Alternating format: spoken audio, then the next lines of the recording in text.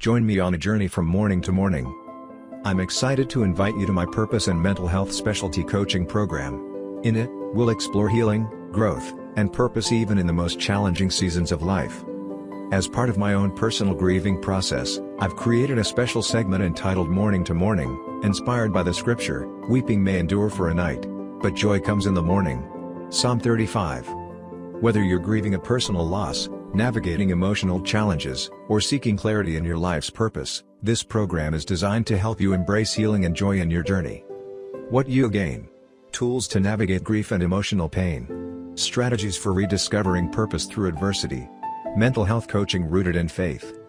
Let's walk through the night together, trusting that the morning brings joy. For more info or to join, DM me or visit me on Facebook or Instagram. Let's heal and grow together. This is my second entry of my grieving process called From Mourning to Morning, from MOURNING to MORNING, from morning to morning.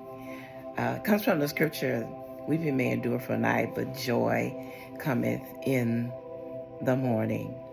And so we all look for the morning. But what is quite interesting today is it's Saturday, October the 26th.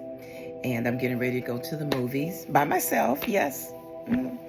I'm going to see the conclave. But anyway, yesterday was so rough for me. It was just really a rough day, and trying to navigate through business. I realized how sensitive I was, and I was scheduled for a photo shooting next week, and I just told him I couldn't do it. I'm not in the space to even be in that happy place to do photos. And so working with the photographer and the makeup artist on yesterday, and with my account, just say everybody just wants something, but, and I got kind of sarcastic, and I apologize for it.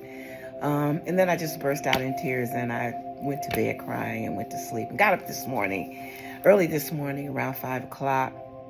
And the Lord was speaking gently to my heart, and I went to the book of Luke, chapter number 4. And it talks about Jesus having this discourse with the devil after he had been on a 40-day fast. He hadn't eaten, and he was hungry. And so the enemy took that time to extrapolate his problem, his vulnerability, and told him, "If you be the Son of God, turn these stones into bread."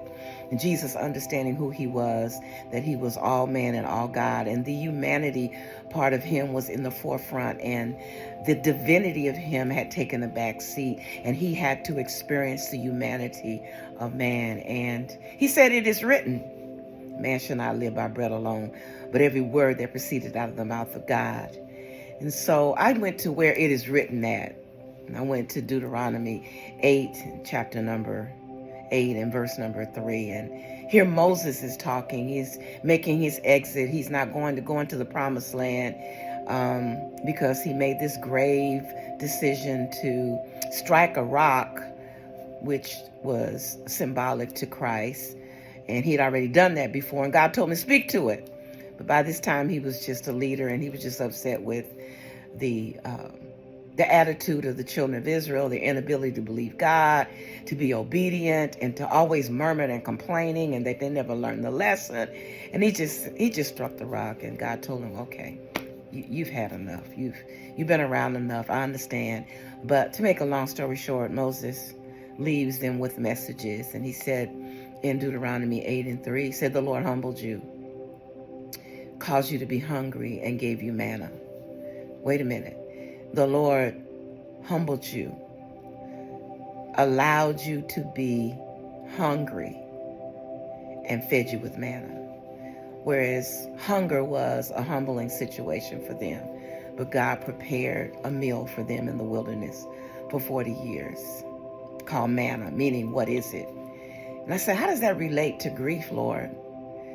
And I shared with you a little bit about what my grandmother, who died 6 months after my grandfather, and I really didn't understand the horrific, intense pain that she might have encountered with being married to a man for over 40 years, being in the country where he supplied the food, he planted the food, that dynamics of husband and wife, and he took care of the cattle and milked the cows and slaughtered the pigs, and she in her rhythm took care of the chickens and wring the chickens' necks, and that rhythm was gone from her life, and she couldn't handle it. So the Lord said to me about the humbling process that my grief is causing me to be a lot more humbled.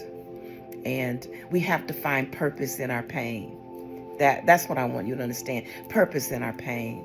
So I found purpose in the pain that he's humbling me. And my manner is being around people that are supportive and that listen to me and understand my pain.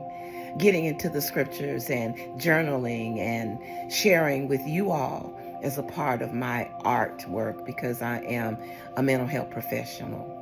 And though I've talked to millions and shared with thousands of people and hundreds in my personal business about grief and how to process it, I'm having my own personal journey now. So I wanted to share that with you. There's purpose in your pain.